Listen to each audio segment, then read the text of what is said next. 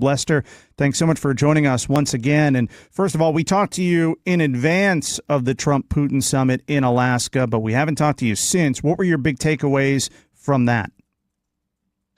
Well, I think not a ton of surprises in Alaska. We saw President Trump do his kind of very showman-like welcoming of President Putin. I think we knew this was coming. It's a little unusual because most of the rest of the world kind of shuns him. President Trump wanted to make him feel welcome and give him a level of comfort to be able to maybe make some progress on a deal. We didn't really see that. We didn't see any movement towards a ceasefire. In fact, that seems to be ruled out, at least for now. But it began a conversation. It was continued yesterday in the White House between President Trump and President Zelensky of Ukraine, with European leaders there. There may be further steps in the future. So while Alaska in and of itself didn't produce any kind of agreement on a resolution, it began a process of something that may lead to a resolution. It sounds like there are two really big sticking points that remain, and I'm not sure how this is going to get sorted out. Let me start with the first one, security guarantees, and what that would look like. You had Trump saying the U.S. would help provide post-war security guarantees for Ukraine, but he said Europe would be the first line of defense. You had Special Envoy Steve Witkoff saying that Russia was okay with like a NATO-like Article 5 type protection set up for Ukraine, where if Ukraine were attacked in the future, that would be an attack on, everybody else involved. When he said that Russia was okay with that, I had my questions, and we've since gotten word from Russia that, they don't want anything like that. So just on the security guarantees alone, there seems to be a lot to sort out there. Yeah, that's true. And if I go foreign policy nerd for a few seconds, go for it. That's kind of the traditional approach to Ukraine. We saw this 30 years ago during the Clinton administration when Ukraine gave up its nuclear weapons. There was a memorandum, of all things, not really an international agreement, but a memorandum between the U.S. and Russia, basically saying we will maintain the sovereignty of Ukraine because it's giving up its weapons. That wasn't really binding at the end of the day, of course, because Russia's invaded Ukraine 3 times since then.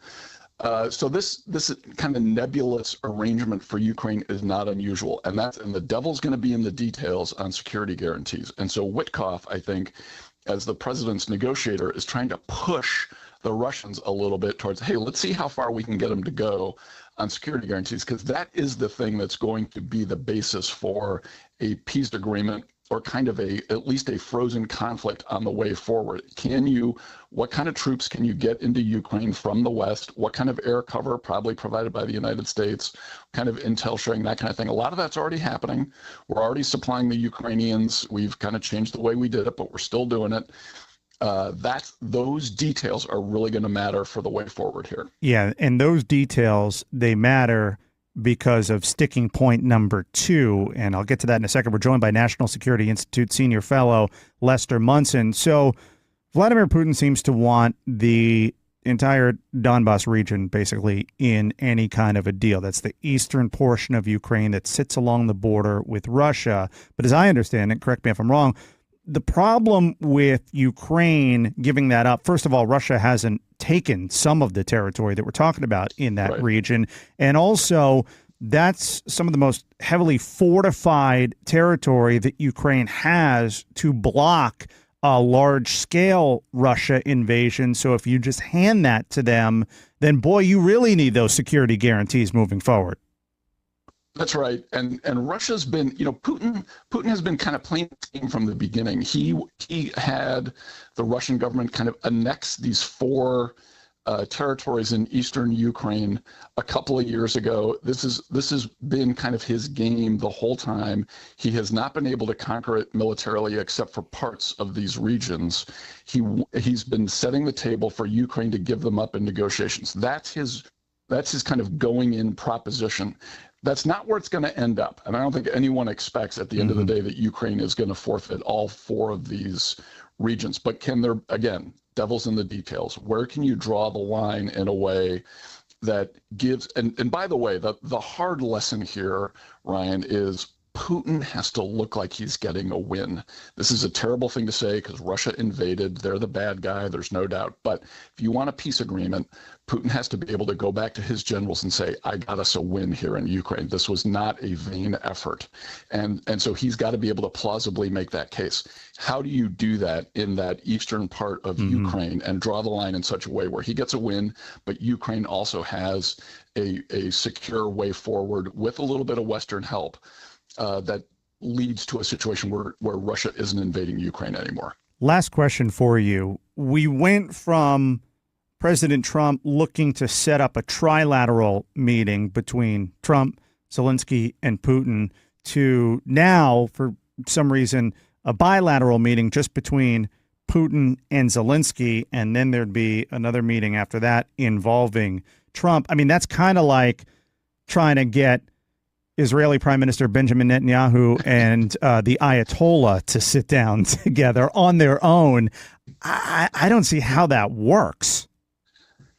Yeah, I don't either. I think this is a little bit of diplomatic hacky sack. You know, this is President Trump trying to keep the ball in the air. He's launched this process. It's not what everyone was calling for, but it's his way of doing it. It's idiosyncratic. It's this is our elected president at work. We knew what we were getting here. And he wants people to just start talking. And so he's going to try to move this ball, keep this ball in the air by whatever means necessary. He's got to kick it with his foot or his elbow or his knee or his forehead. He's going to try and keep this thing going. Is it going to be that kind of meeting? He could shift this afternoon to a different kind of arrangement. I would not be surprised. So let's just keep some momentum, even if it's a little bit artificial, try to keep these talks going. National Security Institute Senior Fellow Lester Munson with us. You can find him on X for more at Lester Munson. And, of course, you can check him out on the Fault Lines podcast, the National Security Institute's flagship podcast. You can find it on iHeartRadio and on YouTube. Lester, always appreciate the time and insight. Thanks so much. Thanks, Ryan.